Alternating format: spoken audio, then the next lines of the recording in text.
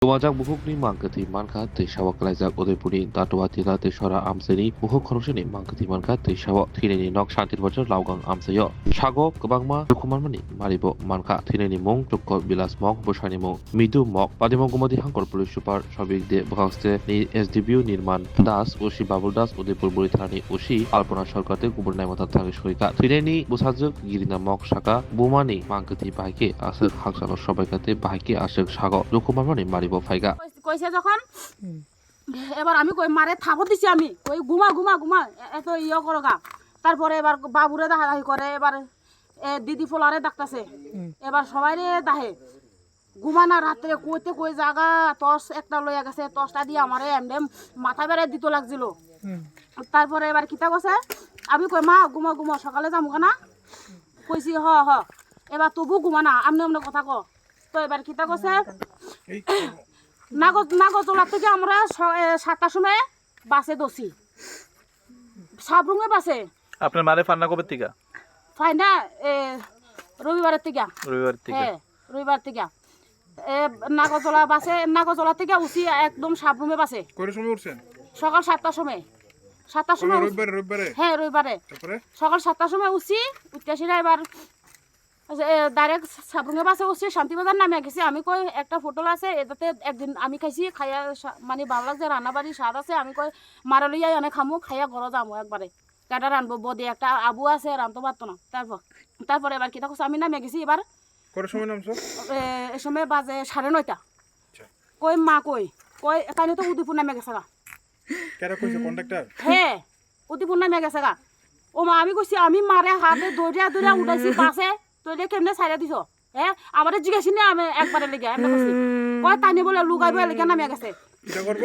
লুকাইবো হ্যাঁ লুকাইবো এবার কিতা করছে আমি বাসে থেকে নামি আবার আয়া বসে আবার রেজার্ভ করে উদয়পুর আসি বর্মাবাড়ির খুঁজাখুঁজি করতে আসি না এবার বাদ গিয়া সান্তান করছি এবার ভাত খাওয়ানোর সময় নাই আবার আইসিরা কালকা ঘুরছি টোকাইছি পুরা খাইছি না এবার 6:30 বাজে বাদ যাই আবার গাড়ি রেজার্ভ করে আবার গেছি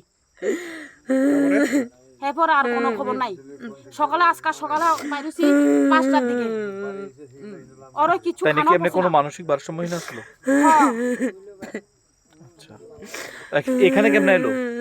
এখানে আইসে দে বর্মাবাড়ি নামছে দে বর্মাবাড়ির নামিয়া এবার কইতে কই গেছে গা আমরা হিয়ানে বর্মাবাড়ি গেছি সকালে খুঁজাখুঁজি করছি ওই সাথে পাইছি জোতা পাইছি মার জোতা হিয়ানে চিকলাবাড়ি একটা নাম আছে না বর্মাবাড়ি হিয়ানে বলে বইয়া রয়েছে গাছে করা মুক্তি আছে মুক্তি দি নমস্কার করছে নমস্কার করে আসিরা এবার জুতা রাখছে হিয়ানে জুতা ফেলাই দিয়া গেছে গা মার চাদরও হিয়ানে ফেলাই দিয়া গেছে গা প্রায় সময় কি তানে বাড়ি থেকে এমনি নিখোঁজ হয়? না কোনো সময় না আর আমরা জীবিত যাই যে মানে লিয়া জীবিত যাইতাছি আগাতি বছর ধরে মানে লইয়া যাইতাছি আমি তইলে তো সামনে উড়ে কোনো সময় এমনি নামছে না বাসা থেকে সেদিনে নামছে এখানে কি কেমনে আছে আপনার কি মনে হয় ব্যাপারটা? আমার মনে হয় যে রাস্তা খুঁজা পাইছে না এবার আমরা আয়া বসে আনে নিজে আপনার মার নাম কি?